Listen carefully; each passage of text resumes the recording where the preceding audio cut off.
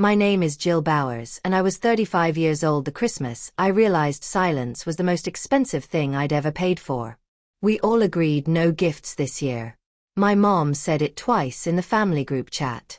Once with a smiling emoji, once without. Times are tight. Let's just focus on being together. My dad followed with a thumbs up like it was a business decision already approved. I replied, "Got it." Because that's what I always did.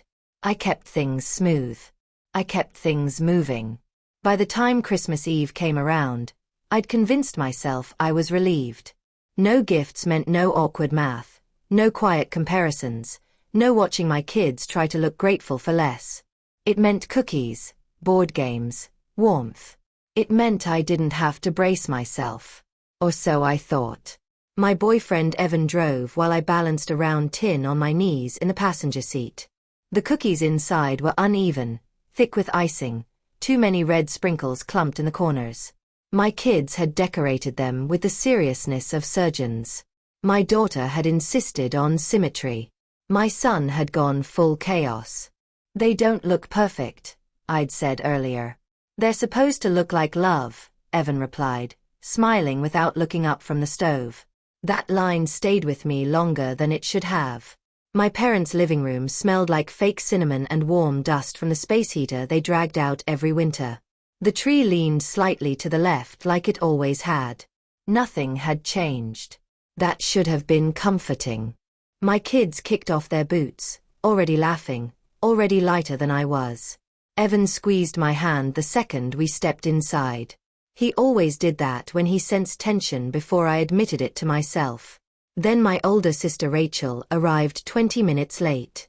Sunglasses still perched on her head, hair perfectly styled like she'd just come from somewhere that mattered more. Her husband followed, phone already in his hand. Their kids burst in ahead of them, loud, charged, bouncing off furniture. Mom rushed past me to greet them. Dad didn't even look up from his recliner. I was shrugging off my coat when Mom stepped directly in front of me, blocking my way like she hadn't noticed she'd done it. She patted my chest. "Quick, familiar, proprietary. We all agreed not to do gifts this year," she said, voice crisp, smile tight. "Let's not make this awkward." "I didn't bring anything," I said evenly. "Good," Dad added from across the room. "No pressure." For a split second, relief washed through me. No gifts meant no scoreboard, no silent judging, just being there. Then Rachel clapped her hands. "Okay, kids," she sang. "Presents." My stomach dropped so fast I felt dizzy. "Oh, just a small exception," Rachel said lightly, already crouching by the tree. "From Santa." Mom didn't say a word. She moved a throw pillow instead. Like placement mattered more than principle. The first box was square. Their son ripped into it. An iPhone, the newest one. He screamed, actually screamed, like he'd been handed a miracle. The second gift was flat and wide. Their daughter peeled back the paper slowly, dramatically. VIP concert tickets, front row, 3 nights. A pop star my daughter had drawn hearts around in her school notebook. Then came the big one. A gaming PC. Lights pulsing when it powered on, glowing like something alive. "For school too," Rachel said with a shrug. The room erupted. Dad stood up for that one, hands behind his back, nodding like he was inspecting a car he planned to buy. Mom pressed a hand to her chest. "Oh, Rachel," she said. She was smiling. My son stared at the iPhone box like it was a planet. Then he looked at his sister and whispered, "It's really bright." He paused. "We can play with the box later, right?" My daughter hugged the cookie tin tighter, her lip trembling in that way she hated anyone noticing. I felt my throat close. "So," I said, surprised at how calm my voice sounded. The no gifts rule was flexible. Mom tilted her head. "No one said you couldn't bring something small." Her eyes flicked down my sweater like I'd missed an unspoken dress code. "Besides," she added, "Rachel pays for so much during the year. Let her have her moment." Rachel laughed. Don't be dramatic, Jill. You know how sensitive you get. Dad smirked. You're overreacting. I looked at my kids. I wasn't going to cry in front of them. I wasn't going to argue over wrapping paper and rules that only applied to me. Cats, I said softly. My daughter slid her arm into her sleeve without a word. My son carefully placed the cookie tin back on the table like it was fragile glass. Mom stepped forward. You're not leaving. Rachel grinned. Come on, it's not that deep. I opened the door. Cold air cut through the fake cinnamon. Merry Christmas, I said. I didn't slam the door. Didn't raise my voice. Didn't explain. We just walked into the frost.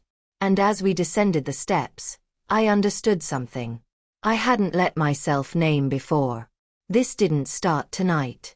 It started years ago in small moments I'd swallowed in rules that bent around Rachel like halos in love that came with math. That night wasn't the explosion. It was the quiet crack that finally reached the surface. If you think a night like that comes out of nowhere, you don't understand how families like mine work. They don't explode, they erode. By the time we pulled into our driveway, my kids were silent in the back seat. Evan turned on the seat warmers without asking. Warmth crept in slowly, the way truth does when it's already too late to deny it. Nobody blamed me. Nobody defended me either. That quiet, careful, polite was the loudest thing I'd ever heard. I grew up in a house where money was a mood. When Dad was in a good one, bills took care of themselves. When he wasn't, a light left on felt like a personal attack. Mom's love came with math. We did so much for you, she'd say, and then hand me an invoice disguised as memory. Rachel was always the miracle, loud, charismatic. The kind of kid teachers called a lot, and my mother translated as gifted. When calls came home about her energy, Mom laughed it off. When I brought home honor roll, she said, "Of course," and reminded me to stay quiet so Rachel could focus. At 17, I got a job washing dishes at a diner. Rachel used the car I'd saved for because her gas situation was complicated. At 19, I co-signed a student card so she could build credit. She built it like a bonfire.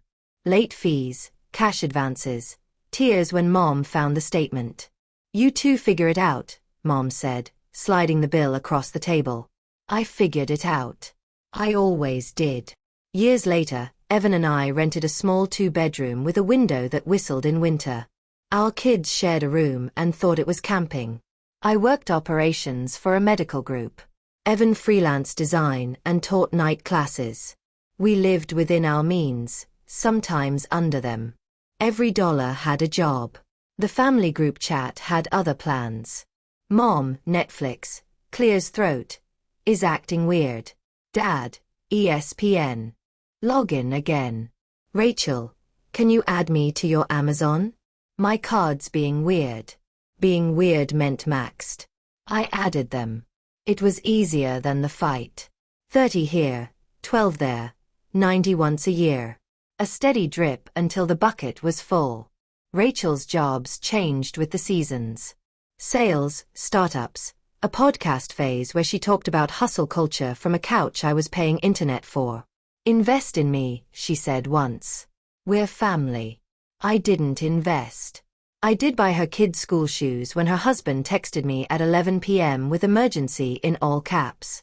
The next morning, Mom posted a Facebook memory about how proud she was of her daughters. When Evan and I bought a used minivan, Dad smirked, fancy. When Rachel leased a truck bigger than our kitchen, Dad grinned. You only live once. When we skipped a beach trip to fix a leaking sink, Mom asked why we were being so negative. 2 summers ago, Dad forgot the property taxes. He called me like a salesman, fast, friendly, urgent. We could lose the house. I set up a payment plan, sat with him at the kitchen table, showed him autodraft. He nodded through it like a tourist on a guided tour. Mom brought lemonade and told me I was a good daughter. A month later, I overheard her telling a neighbor she handled the whole thing herself. When their internet went out, my phone exploded. The TV says something about DHCP. I drove over. Evan stayed home with the kids. Bring milk, he texted. I crawled behind the entertainment center, dust in my mouth, cables tangled around my wrists. Rachel walked in mid-chaos with a six-pack. "What's up, nerds?" she said. Dad laughed like a studio audience. I fixed it. Nobody said thank you. Mom asked if I could stay and help Rachel pick rug colors. Every December came with a new rule about gifts. No gifts the year Rachel switched jobs again. Only handmade the year her boutique folded. Secret Santa with a $20 limit after Dad's medical bills. And every time someone broke the rule, it wasn't me. Rachel showed up with designer scarves she'd found on sale. Dad rolled out a grill that needed its own cord. Mom gave Rachel something that looked suspiciously like the watch from the magazine ad. When I brought cookies and a framed photo of the grandkids, Mom called it thoughtful, then added, "It's not about money." It always was. The favors grew teeth. Rachel sent a payment request labeled Little Leak. Her husband texted, "Can you cover the field trip? They won't register without a card." Mine's being weird. My daughter missed a book fair once because our envelope got lost at school. That same night, I approved $240 for uniforms. When I tried to talk budgeting, Mom sighed. "Jill, stop counting. It's Christmas." Petty was their word for any line I tried to draw. When I said, "Please don't pass around my login," Dad laughed. "It's not nuclear codes." I changed the passwords, then changed them back after the flood of calls. The path of least resistance became a trench I kept digging. 2 weeks before that Christmas, Rachel posted a photo of her kids in a gaming store. "Big surprise coming," she wrote. Mom reacted with a heart like she was on payroll. In the group chat, Mom wrote, "No gifts this year, everyone." I typed, "Got it." Evan asked if I was okay with it. "I'm fine," I said. I was tired. I wanted quiet. Cocoa, board games, missing pieces. We baked cookies with the kids and packed them in a tin. They looked rough. They tasted perfect. I slept fine. Then we walked into my parents' living room and my son learned what an iPhone looks like in a no-gifts year. He watched his cousin's hand close around a future he'd been told wasn't coming. My daughter hugged the cookie tin and tried not to cry because crying makes grandma say dramatic. People think the worst part is the presents. It's not. It's the story around them. The way rules bend into circles that fit Rachel like halos. The way I'm treated like a ledger while they hold love. Back home, I set the cookie tin on the counter. The sprinkles looked like glitter bled across icing. My phone buzzed. "Mom, you were rude." "Mom, we were embarrassed." "Dad, grow up." Evan leaned against the counter beside me. "Say it," he said gently. "I'm done," I whispered. It wasn't loud. It felt like setting a book on a shelf. Soft. Final. In my family, you don't flip tables. You pull one thread and pretend you don't know the cloth will slide apart. After I whispered, "I'm done," I didn't storm off or slam cabinets. I rinsed the cookie tin and set it upside down on the rack like it had always belonged there. Evan poured hot water into a mug and handed it to me without asking what kind I wanted. He already knew. My phone buzzed again. A photo in the family group chat. Rachel's son holding the iPhone up like a trophy. 2 fingers raised. "Christmas miracle," the caption read. Rachel commented, "He deserves the best." Mom reacted with a heart. My thumb hovered over the keyboard. Old reflex. Show Mom first. Ask permission without saying it. Evan reached over and covered my phone with his hand. "You don't need to explain," he said. "You've been explaining for 10 years. I opened the group chat anyway, not to ask, but to say. Starting tonight, I'm ending every subscription, card, and payment in my name. Please update your own accounts. You have 24 hours to save anything important." I stared at the message for a full minute before sending it. Then I hit send. The whoosh was small, almost polite. I opened my bank app. My hands were steady. That surprised me. Netflix, Family Plan, HBO, Family, ESPN, Dad, Amazon Prime, Shared, Cloud Storage, Rachel's devices, a phone line I'd added for 1 month 3 years ago. My stomach tightened, but I didn't stop. Evan slid a notebook across the counter, a pen. You already know the list, he said. I did. The Carrier app asked, are you sure you want to remove this line? Like a friend double-checking. Yes. Secondary users removed. Passwords changed. Household sharing turned off. Cards deleted. Notifications stacked like falling dominoes. The group chat exploded. Rachel, what are you doing? Mom. Jill. No. Dad, put it back. Rachel's husband. It's Christmas. I typed once. It's unsafe to share accounts. Handle your own. Rachel. Wow. Power trip. Mom, we'll talk tomorrow. I muted the chat. At midnight, I removed Rachel from the joint card. Shut off one-click ordering. Cancelled forgotten subscriptions. Even Dad's old gym membership I'd been quietly paying. Reason no longer useful. I wasn't angry. I felt aligned. At 6:03 a.m., the doorbell rang. 2 officers stood on the porch with my parents behind them. Mom was crying. Dad looked offended, like customer service had failed him. She's stealing services, Mom said. She threatened us, Dad added. I explained calmly that I'd stopped paying for accounts in my own name. The officer nodded. That's a civil matter. Mom whispered. It's Christmas. I said, go home. By noon, my phone was lighting up again. Rachel, my kids can't watch anything. Dad, ESPN is gone. Mom, you're humiliating us. Rachel, you're punishing my children. I'm feeding mine, I said aloud and didn't answer. Rachel called. I let it ring. She left a voicemail. You think you're better than us now? No, I said to the empty kitchen. I'm just done being your backup bank. Mom posted a long message online. We love our family, but this isn't how family acts. She attached a photo of the gift pile like evidence. I replied once in the chat. I will no longer share accounts, cards, or bills. Any help going forward will be discussed and agreed. No surprises, no guilt, Rachel typed. Guess we know who you really are. Yes, I thought. Finally. Then something unexpected happened. My aunt wrote, good for you, Jill. A cousin sent a thumbs up. My late uncle's wife typed, we did this last year. Best decision we ever made. The chat stuttered. Mom left the group. Rachel renamed it Family Without Traders. And left. The house went quiet. My kids built a pillow fort in the living room. Evan crawled in with them and sent me a photo. 3 heads in a row, grinning like they'd invented happiness. I saved it. Later, I opened a spreadsheet not to patch leaks. This time to add things back. Swimming lessons, boots for Evan, the library fundraiser, a weekend at the lake. I named the sheet. Yes. Dad left a voicemail. Your mother is crying. Be a woman. I deleted it.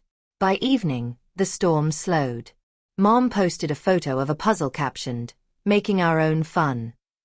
I didn't reply. We had movie night. Popcorn in a pot, an old animated film. The kids shushed me when I laughed at a cancellation email. Later, Evan asked, what happens now? I said, we keep our money. We keep our hours. Next Christmas, we'll be out of town. A few days later, Mom texted, are we still invited to the recital? I wrote back, yes, please don't bring gifts. Just be on time. She replied with a single word, fine. The house felt different almost immediately. Not louder, not happier in some dramatic movie ending way. Just lighter. It was the absence that did it. The quiet left behind by things that had always been there. Alerts, requests, tiny emergencies that weren't emergencies at all. My phone stopped buzzing with, "Can you check this?" And, "It's acting weird and just for now." The silence wasn't empty. It was spacious. The kids noticed first. They didn't say anything about subscriptions or screens. They just stopped asking if it was okay to want things. My daughter asked if she could take swimming lessons like her friend. My son asked if we could go to the lake again, the one with the dock that creaked when you walked on it. Yes, I said to both. I didn't check a balance first. Evan watched me from the doorway one morning as I packed lunches. "You're humming," he said. I hadn't realized I was. The budget was honest now. No secret drains, no invisible obligations. When money left our account, it went somewhere we could see, somewhere we chose. Rachel didn't disappear. She just moved to a distance that felt intentional instead of forced. She posted vague quotes online about betrayal and loyalty, about people who confuse boundaries with cruelty. Her friends commented with flame emojis and validation. Her kids still called to ask if they could come over and build forts. We said yes. Our door wasn't a bank. It was still a door. Mom tried a different tactic. No accusations this time. No long messages. Just small, careful reach-outs. "Are you busy? Hope the kids are well."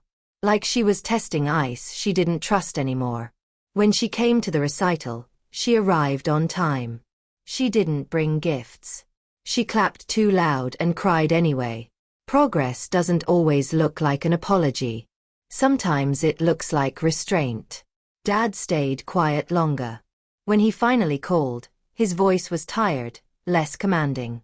"I don't understand why you had to do it like that," he said. "I did it the only way you'd hear," I replied. He didn't argue. Rachel never apologized. She didn't have to for me to move on because the truth settled in slowly. The way peace does when it's earned. I hadn't taken anything from them. I just stopped giving what they were never entitled to. One night, my son asked why he liked cardboard boxes more than toys. "Because you get to decide what they are," he said, serious as a philosopher. I thought about that long after he went to bed.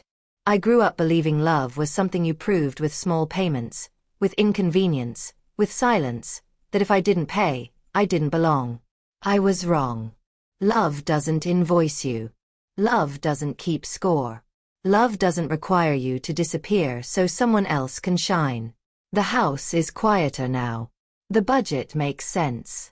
And when my kids ask for hot chocolate with extra marshmallows, I say yes without wondering who else might need something more. Because I finally learned the difference between generosity and surrender. And I'm done paying for respect.